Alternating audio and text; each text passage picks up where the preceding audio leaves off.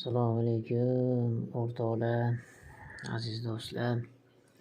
Xudo xolasa mana yangi ashula Charchadim nomli ashula Svezeniyga jo'natyapmiz. Xudo xolasa Saxrent bo'ladi, keyin Svezeniyga jo'natamiz. Xudo xolasa tez kunda Charchadim nomli yangi ashulamiz barcha internet saytlarida, xudo xolasa Svezeniyadan chiqqandan keyin yana bitta qo'yib beraman.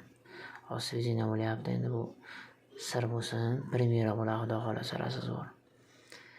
Yoqadi degan umiddaman. Xudo xolasa ijoddamiz, yangi ashulamiz ko'p. Inshaalloh